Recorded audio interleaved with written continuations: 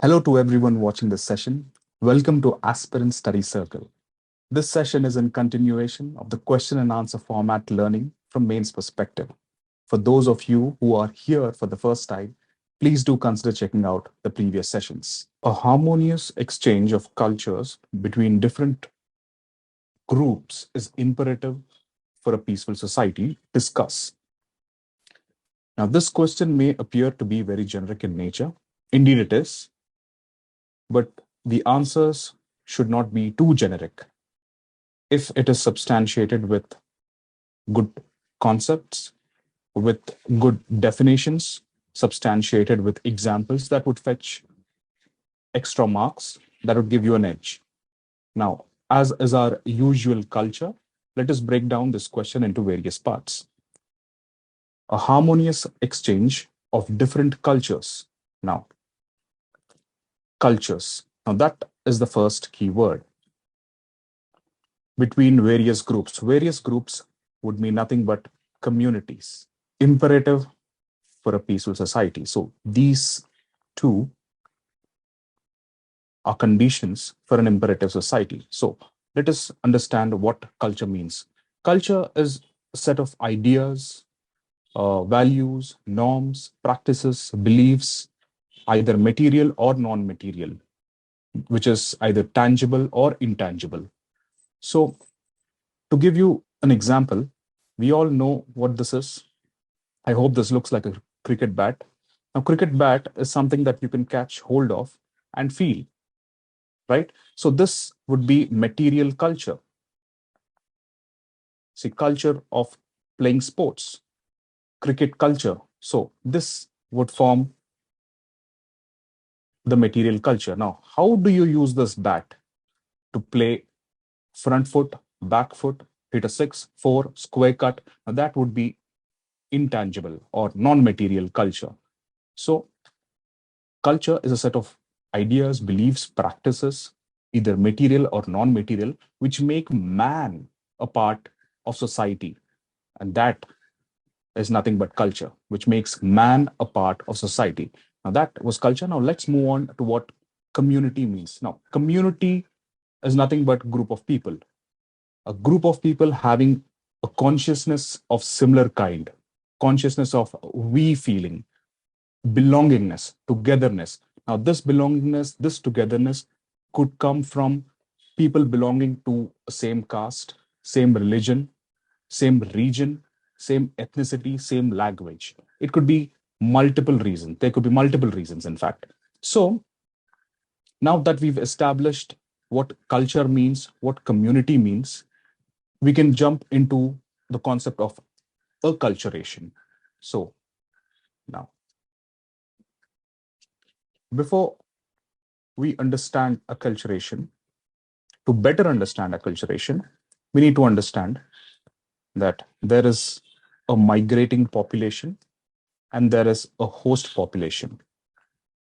Now, the migrating population will have a distinct culture of its own. Similarly, the host culture will have a distinct culture of its own. Now, when the migrating culture goes to the host country, it would need to adopt changes, make changes so that it would fit in to its host culture. Now, this process of adoption of culture by a particular group or by a person, by a group of persons, is nothing but acculturation. And it is obviously, it is a two-way process, right? It's a two-way process. So we need to understand that acculturation is not so simple. And that is the reason why we need to look into the outcomes of acculturation. And the outcomes of acculturation is pretty briefly conceptualized using different terminologies, which we will look into. Now, the first such terminology would be assimilation. Now, assimilation in its true sense is completely digesting something, completely absorbing something. So when a group, when a group has a culture, right? Now, if that culture goes on spreading and it is able to engulf all other small cultures to such an extent that the other small cultures do not exist anymore. So that would mean assimilation. And next would be separation. Now, separation would be the case where there would be interaction, but they would be conscious of such interaction and they want to keep such interactions, cultural interactions, to the most minimal level. Now, this can be seen mostly in racially segregated classes, racially segregated societies in particular. Right. Now, next comes integration. Now, integration is an interesting concept, and we can talk about multicultural cities over here, especially. You can take examples of New York. So, what happens is you have many minority communities living together. No particular community is a majority. And thus, each community will have to engage with other communities, thereby taking their roles, playing their roles in such a way that they form a part of other communities too. For example, now on a Monday in New York, on Monday, they would want to have Thai food. On Tuesday, Indian food, Mexican food, Italian food, or probably go to the church or maybe the mosque. So such type of multicultural societies is where we see integration. So no culture dominates the other. Now, the next comes marginalization. Now, here there is clear understanding of both the communities that there shouldn't be any interaction, okay, for whatever reasons, and due to which one community is marginalized of all the resources. We have many examples of many religious communities, especially in India too, due to various socio-economic political reasons, where we have seen them being marginalized and we have seen ghettoization. There's this concept called ghettoization, right? They live in groups so as to form a secure society for themselves.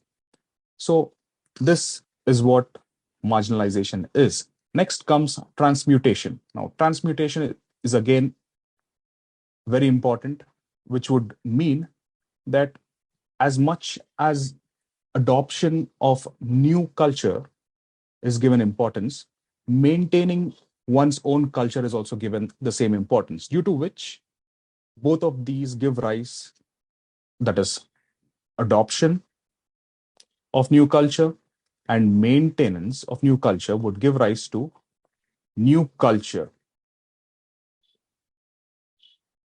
So this is the most peculiar part. For example, now we all know different temple architectures, Nagara, Dravida, right? Now you must have heard of Vesara, and also in Karnataka. Please do comment in the comment section.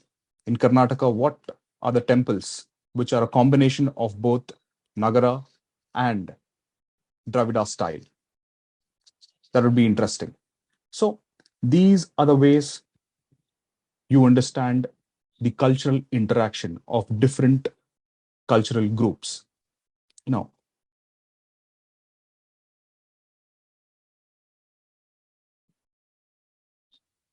so if the exchanges between the cultures, if the exchanges between the cultures are not productive, which is if it could lead to something of a separation or a marginalization or even assimilation, because assimilation, we find that a larger cultural group is taking or is taking in or is engulfing various other smaller cultures. So there could be a reason to say that diversity can be lost, right? And separation and marginalization is something that we do not encourage, right? Because at the end of the day, it is the person in the last mile who gets affected, and it just happens to be that he or she belongs to a particular religion. Now, so in transmutation, we can see integration again is more of a city oriented, and transmutation, we can give multiple examples to over here as we've discussed. Now, with respect to Indian examples, you can give, let's start with food. Now, we all know biryani, right? Now, biryani, faluda, in fact, right? Biryani, faluda, spices, all of these have come from not India, obviously, from Persia, right? So they have come from Persia, and at the same time, we have been able to add our own flavor to it. Now we have, for example, we have Telangana biryani, which is, of course, the Hyderabadi biryani is the most authentic biryani, but we have Lucknow biryani, we have Andhra biryani, we have Kerala biryani is again very different, right? But it had originated in Persia, right? Now, even if we take into consideration architecture, painting. Now, Raja Ravi Verma's paintings. We can talk about Rabindranath Tagore and his paintings. So, all of these are a product of cultural meetings. So, this is something that you need to keep in mind when you give these examples. Now, in fact, in Kerala, there are temples where you have sculptures outside. I mean, you have churches, I'm sorry, you have churches where outside the walls that surround these churches, they are carved in such a way that when you look at them, you would mistake them for being temples.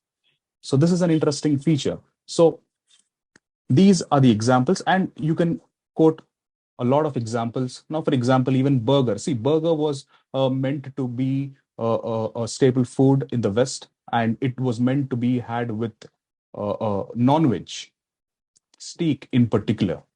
But now we have paneer tikka, veg tikka, and whatnot.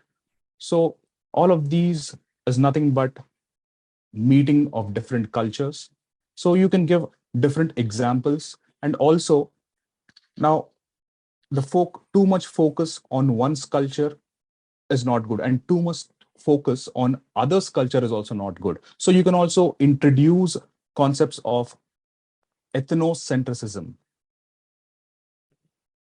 Ethnocentrism meaning you are centering all of your arguments around saying that your ethnicity is great.